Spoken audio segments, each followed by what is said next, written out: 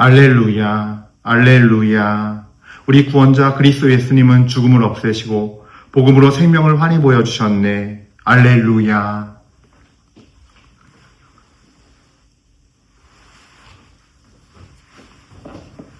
주님께서 여러분과 함께 또한 사제의 영과 함께 마르코가 전한 거룩한 복음입니다.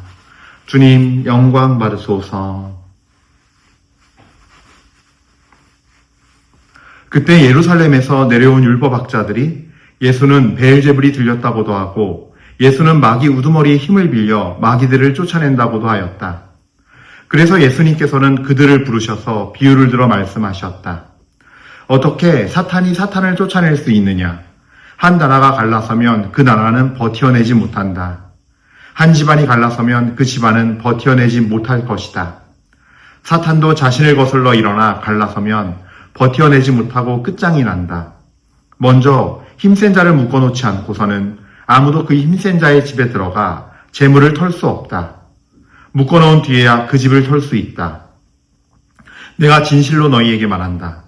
사람들이 짓는 모든 죄와 그들이 신성을 모독하는 어떠한 말도 용서받을 것이다.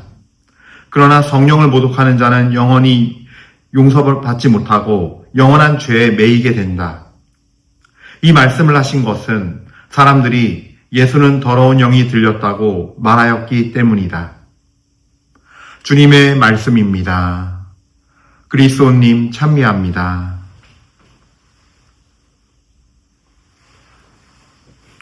찬미 예수님, 우리 은요 1830 교회 여러분들, 그래요. 연휴 잘 보내고 계신가요? 저도 좀 정말 쉼의 시간을 가지면서 보내고 있습니다. 그래요. 날씨가 이제 보니까 눈이 오고 또 계속 설 연휴 동안에 눈 소식이 있더라고요. 그래서 고향 내려가실 때 또 올라오실 때 안전한 여행길 되시고 여러분들 주님의 보호하심 청하면서 기도 속에서 모두가 안전하게 사고 없이 다녀올 수 있도록 주님께 은혜를 구하면서 갔으면 좋겠어요. 우리가 영육 간에 다 건강해야 건강한 거니까 또 평화라는 게 또 그런 부분들을 무시할 수 없으니까 좋은 날 돼서 가족들과 사랑을 나누러 가는데 오히려 뜻밖의 이런 일들로 인해서 여러분들이 고통을 겪거나 아픔을 겪지 않기를 주님의 보호하심이 있기를 청해봅니다. 오늘 시작하기에 앞서서 우리 주님께 감사와 찬미와 영광 드리면서 시작하겠습니다. 우리 주님께 참으로 감사와 찬미 드립니다. 아멘. 자, 오늘 복음 말씀은 아주 유명한 이야기이기도 해요. 예수님께서 마귀를 쫓아낸다는 막 이런 소문들이 돌고 그런 소식을 접하자 예루살렘에서 내려온 율법학자들은 베엘제불이 들렸다. 예수는 마귀 두목에 힘을 빌어 마귀를 쫓아낸다 라고 해요. 그래서 예수님께서 그러자 이들을 부르셔서 말씀을 합니다. 근데 예수님께서 첫 번째 주시는 지침은 우리도 새겨들 필요가 있어요. 뭐냐면요. 사탄이 어떻게 사탄을 쫓느냐 하면서 사탄의 나라가 있음을 얘기해요. 그러니까 비유를 들어 말씀하셨다라고 하지만 그들도 그들의 존재가 있고 그들도 그들의 질서가 있는 곳이다 라는 거예요. 그러니 생각해봐라. 너네가 사탄이 사탄을 쫓아낸다는 게 말이 되냐. 자기들끼리 분열을 일으키면 어떤 모임이든 어떤 단체든 어떤 나라든 분열을 일으키고 갈라져 있으면 그 나라가 버틸 수 없다. 그 가정이 버틸 수 없다. 그 집단이, 조직이 버텨낼 수가 없다. 사탄들도 똑같다. 이 사탄의 세계도 똑같다라는 거예요. 그러면서 비유로 말씀하셨지만 보이지 않는 어둠의 세력이 있음을, 그리고 그 세력 안에도 어떤 질서에 의해서 돌아가고 있고 그들도 그들의 원칙과 질서를 갖고 원리를 갖고 돌아간다라는 거예요. 명확한 거는. 그거를 예수님께서는 똑부러지게 말씀하십니다. 그러면서 예수님께서 다른 복음에서는요, 이게 오늘 마르코 복음과 같은 내용을 다루고 있는 게 마테오 복음 12장부터 해서 12장 말씀과 루카 복음 11장에 보면 또 나와 있어요. 그래서 제가 이것에 대해서 예수님께서 반론하신 것, 예수님이 마귀를 빌어 쫓아낸다, 예수님이 베엘제불을 들렸다에 대해서 정면으로 그렇지 않음을, 그리고 아주 나중에 이 복음의 마지막에 등장하는 아주 중요한 메시지가 있죠. 그것까지 쭉 이어서 우리가 함께 볼 텐데요. 마태복음 12장 28절은 이렇게 말씀하고 계세요.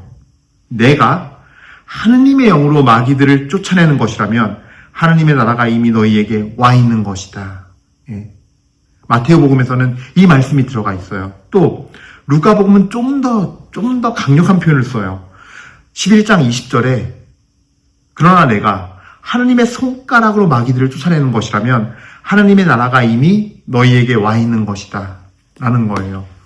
이 말씀이 너무, 이 두 가지 말씀이 오늘 이 복음의 마르코복음과 같은 사실은 내용들인데, 같은 논쟁을 갖고 다루고 있고 한 내용들인데 너무 중요한 표현들이에요.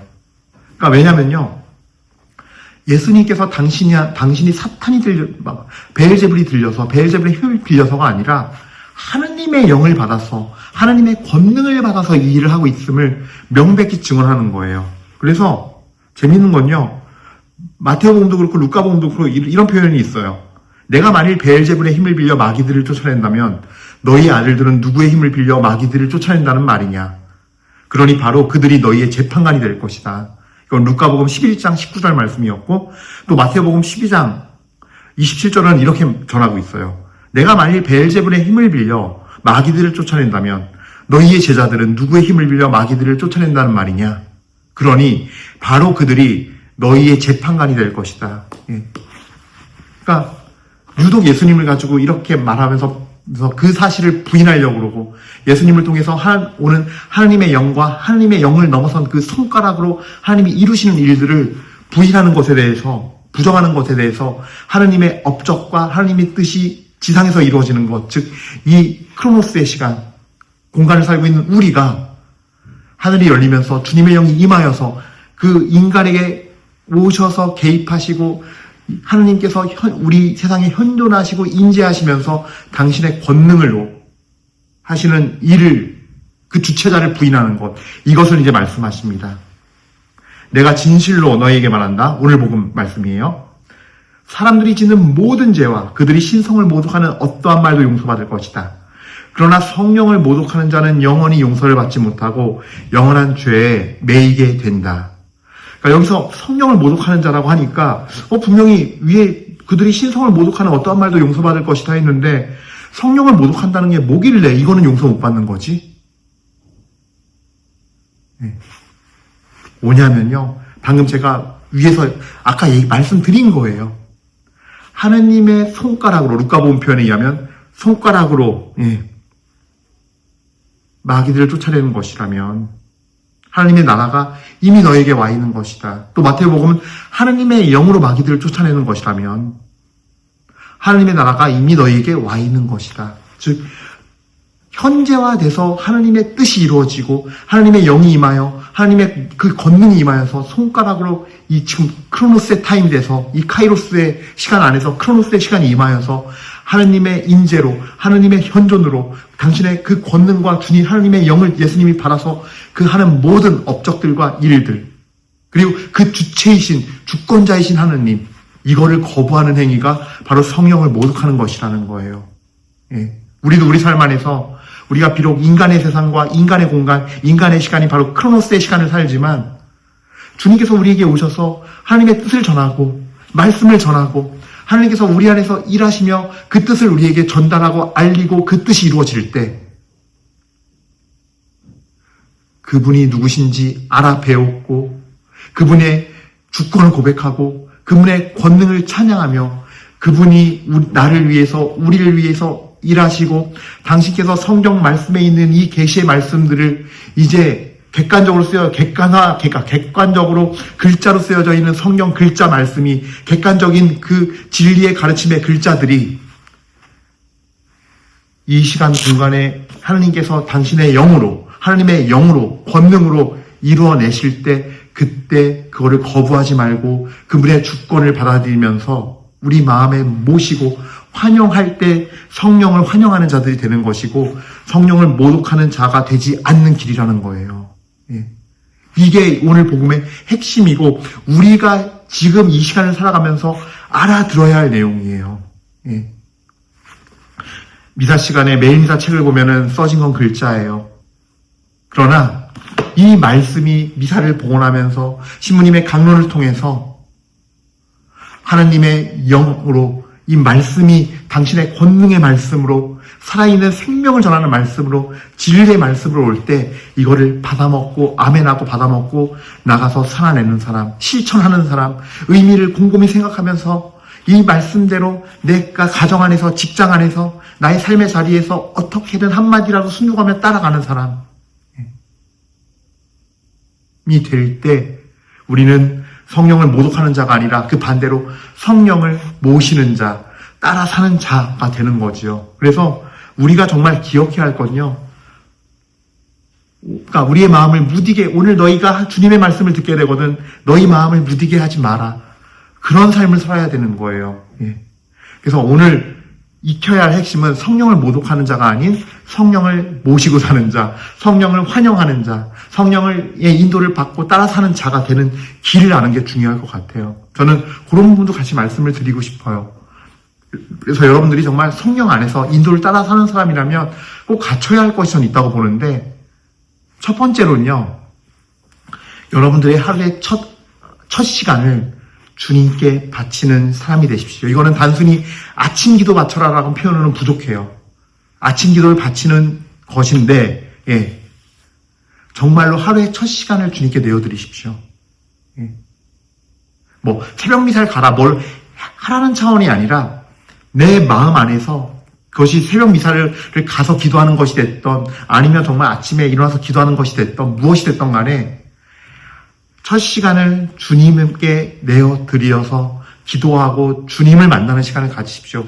처음에 일어나서 오늘 주식이 올랐나, 오늘 손흥민이 골을 넣었나, 오늘 뭐가 있나, 예, 세상 것이라던가 세상 일이라던가 세상적 가치나 세상적인 것에 먼저 눈이 가고 거기를 땅을 향하지 말고 하늘을 향하는 시간을 가지십시오.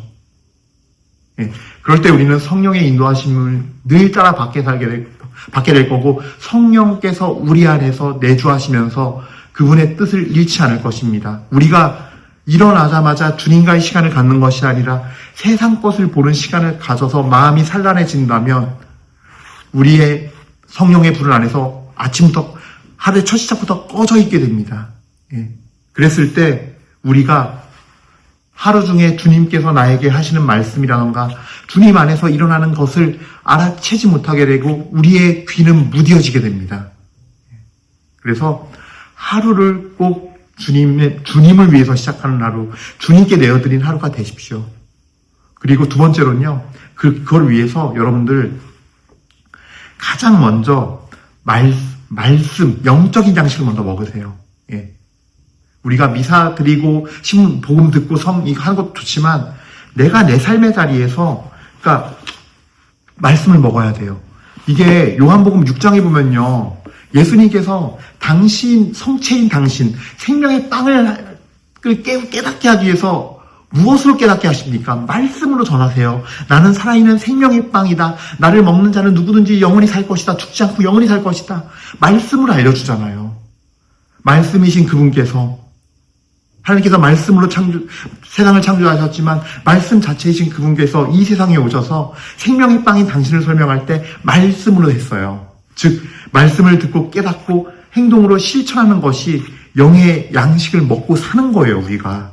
그리고 그렇게 될 때 비로소 이 성체, 우리가 나에게 오신 이 성체를 진정한 의미로 받아들이고 예수님을 받아 모심으로써 예수님을 모독하지 않고 사는 거예요. 이 역시도.